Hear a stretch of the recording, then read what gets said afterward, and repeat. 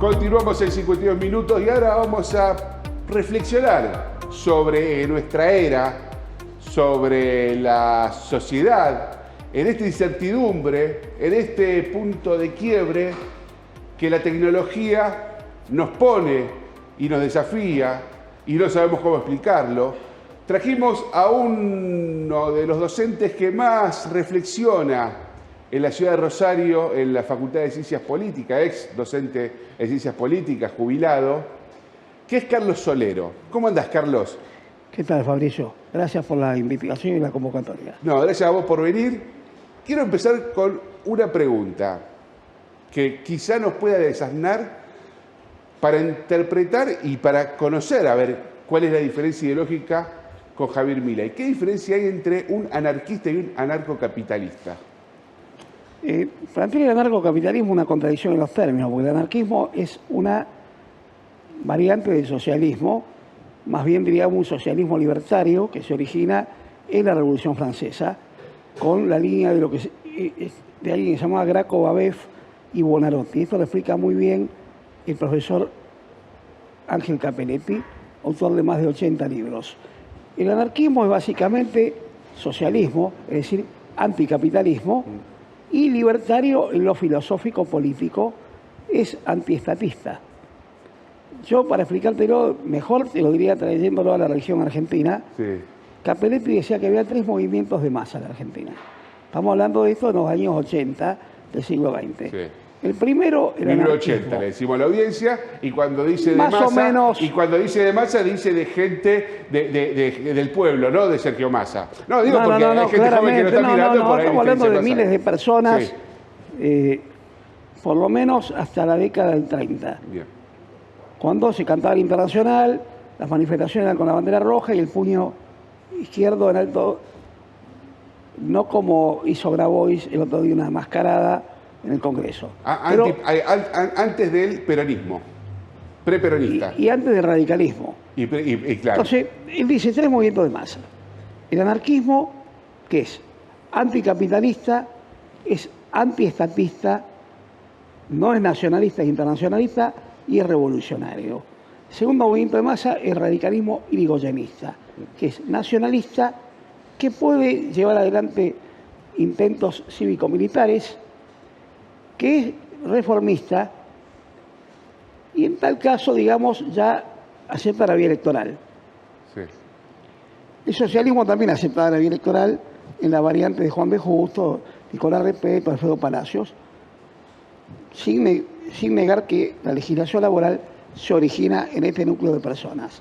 Y luego viene el peronismo, originado, digamos, ya en el año 43 en adelante, pero claramente en el 17 de octubre del 45, que es el hito, digamos, que marca este movimiento de masas contemporáneo, pero que también ha ido teniendo metamorfosis, pero digamos que es nacionalista, es conservador, a veces llega a ser reaccionario también, según las etapas. Según ¿no? la circunstancia. Y según las circunstancias, es militarista claramente, es nacionalista. Entonces, ¿qué pasa?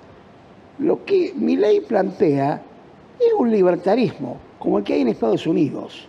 Hay un partido libertario en Estados Unidos también, que en realidad lo que hace es negar las raíces liberales filosóficas que le dieron origen los padres fundadores de Estados Unidos, que por otra parte eran esclavistas algunos, pero no Henry David Thoreau, por ejemplo. Entonces, no tiene ningún sentido plantearse el anarcocapitalismo.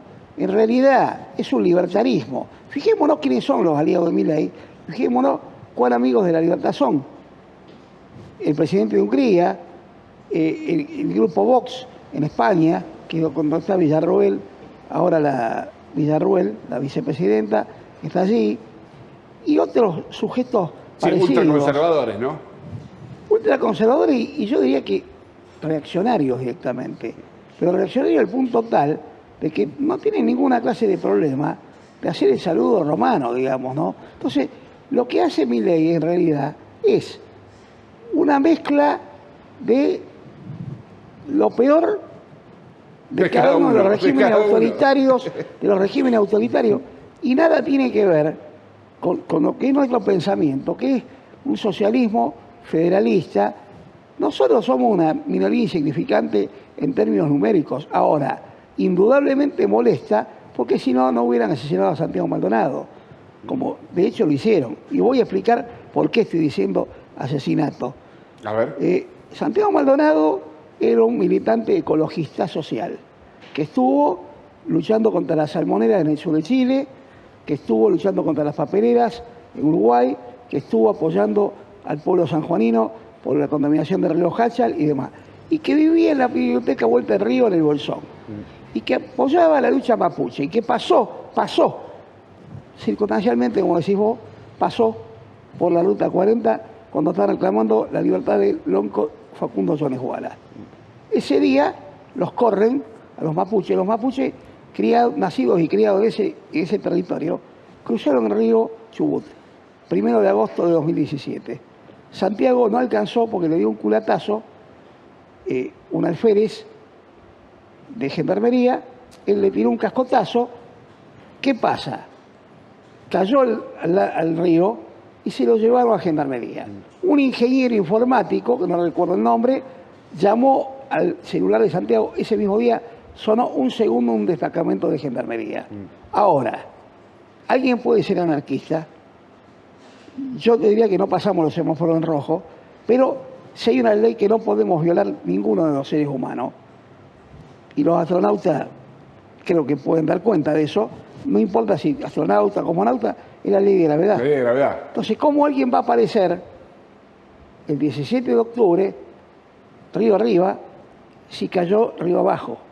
Bueno, digo esto porque también, el mismo día que estaban sepultando, 25 de mayo, a Santiago Maldonado,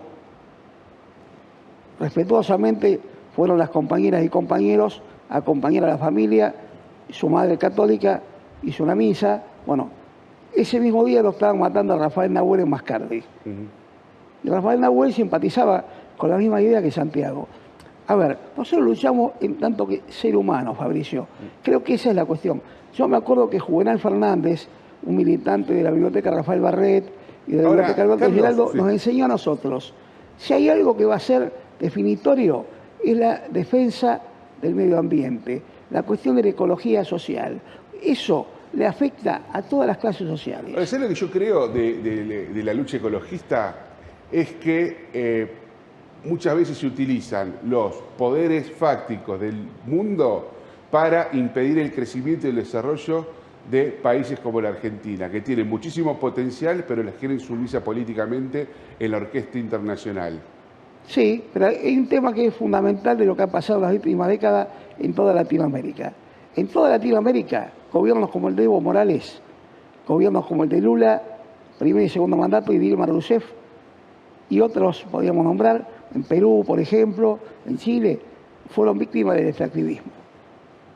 Podríamos decir que Evo Morales, además de la media luna esa de Bolivia, que le ha sido siempre opositora, creó sus propios enemigos con el tema del desarrollo del gas y el litio.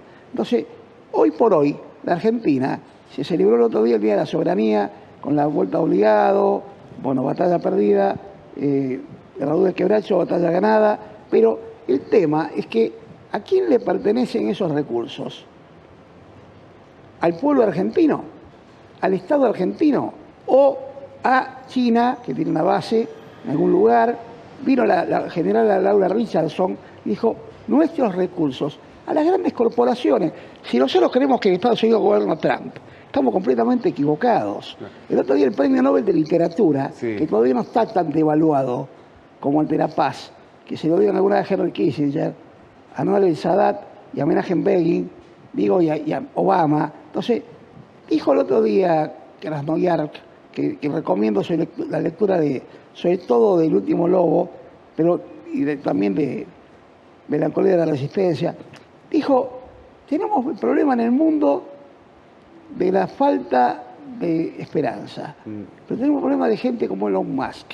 Entonces, yo traería a colación, volvemos a lo que vos planteaste, pero traería a colación esto, cuando se desató la pandemia de COVID-19, y uno se enteró, vos como comunicador quizá antes que yo, que alguien llamado Bill Gates había dado una conferencia en la ciudad de Nueva York una de las metrópolis principales del mundo, y decía, ¿cómo te imaginas una catástrofe? Y te mostraba el hongo de la bomba atómica. Sí. Decía, pero no es esto. No va a ser eso. Y te mostraba el COVID. Sí. Pero, a ver, 5 años antes. Entonces, hay un tema que es el siguiente. Se discutía en la década del 50 está bien, pero hay una el película que es esta desarrollo. cosa. Para vos el COVID fue algo diseñado por... ¿Tenés la teoría de complot vos? No, de ninguna manera. Yo lo que creo que tiene que ver con otra cosa. Acá, en primer lugar, el desarrollo de la fuerza productiva en el capitalismo Sí. es fundamental. O sea, ya lo explicaba Marx, es algo que irrefutable. El capitalismo necesita permanentemente desarrollar fuerzas productivas y destruirlas. Sí. De ahí las guerras. Sí. Cuando hay sobrestock, hay guerra. Permanentemente Y van a estar... volver a empezar. Pero además gente como dice... Como canta... ahora no me acuerdo, pero sí. Bueno, como lo explicaba Eisenhower en su último discurso, presidente de Estados Unidos, Volver a empezar de Lerner. Ahí está, volver a me empezar, acordé. Alejandro Lerner. Me acordé. Hermosa canción. Volver a Hermosa empezar. canción. Que no termine el juego, decía el general, Adam Smith. el general Eisenhower, fíjate vos a dónde fuimos a parar, ¿no? Dijo, el grave problema de Estados Unidos y Norteamérica para las futuras generaciones va a ser si no se desmonta el complejo militar industrial. Claro. Entonces, ¿qué pasa? Yo no me siento en capacidad de creerle que las cuestiones son teorías conspirativas. Sí sé que está bajando la natalidad en el mundo, aunque en la Argentina. Entonces, el debate era en las décadas del 50, 60. Desarrollo, y después vinieron Cardoso y Faleto, Samir Amin en Egipto, y muchos otros dijeron sí, pero dependencia. O sea, el desarrollo no necesariamente es crecimiento. Y el crecimiento y el desarrollo no necesariamente es mejor distribución de la riqueza. Bueno, te voy a escuchar, no tengo más tiempo, pero te voy a chicanear con una pregunta A ver. y te voy a dar 30 segundos para que la responda porque eso significa la chicana. Vamos a pensar. Si querés lo podés responder, pero para mí la Argentina es una Argentina mucho mejor posperonista que preperonista. Tiene un minuto para contestar, profesor Solero. No tengo la menor duda de eso, pero no por el peronismo. ¿No? No, me lo enseñó mi papá que no era peronista, es más, era antiperonista, pero era anarquista. Pero, ¿qué me decía? Son gorilas los anarquistas, ¿no? No, ¿No?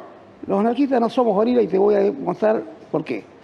La última publicación de los monólogos de Mordisquito que se consigue en librería de Aleph, Terramar Ediciones, Sí. que es uno de los títulos editoriales de Discépolo. los anarquistas, Sí. son los monólogos de Mordisquito de Enrique Santos Discépolo, Sí.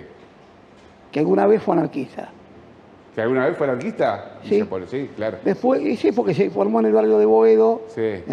con José González Castillo, por ejemplo, con su hermano Armando. Enrique Santos Discépolo fue un gran radiógrafo. Sí. Entonces, ¿qué pasa? Mi padre me explicaba esto. Yo, antes del 45, iba a trabajar de alpargatas con el blusón y la gorra, que Sí. me la ilustraba. Después de eso tuve aguinaldo, vacaciones pagas y una serie de mejoras. Yo creo que en realidad era un ayornamiento dentro del capitalismo. Lo explica Juan Domingo Perón Sí. en el discurso de Bolsa de Comercio en 1943. Sí. Lo grave, y fíjate que eso, como eso era el modelo fordista quedan 10 keynesiano, segundos, modelo fordista keynesiano, lo mantuvieron después del 55. ¿Hasta qué año? Hasta el 75. Y entonces, y yo diría que todavía más. Bueno, muchas de las reformas se están tocando ahora Ese es el tema. con Sturzenegger, ¿no? Este es el tema. Entonces, me parece que lo grave es eso. Pero aparte, vos fíjate esto, los 90 tuvieron la complicidad de la burocracia sindical. Sí, La gran derrota no solo la tenemos en el 75, claro. como clase digo, Carlos, la última, ¿de Newell o de Central sos? de Rosario Central, ¿Sos de Central? pero no fanático. Pero no te interesa mucho el fútbol, ¿no? Sí, sí. ¿Sí? ¿Escuchás? Escucho a la radio LT8 a Juan Fanara. A Gordo Fanara. Perdón, sí. Gordo con todo respeto. No se Gran opina de periodista. las cuerpas Yo- ajenas. yo que no soy un asífide, a Juan Fanara lo respeto como periodista integral. Claro, Eso es todo. sí, es un gran periodista. Y si hay algo que me enseñó mi padre era a no ser fanático. Entonces, Gracias, los primos del parque son primos hermanos nuestros. Claro, bueno. Nosotros existimos porque existen ellos. Y ellos existen porque nosotros existimos.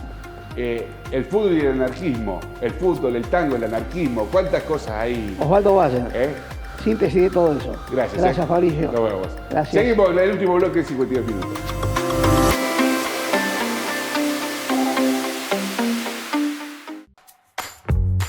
De boca en boca. Cada vez más gente en más lugares elige comer alfajores sin culpa.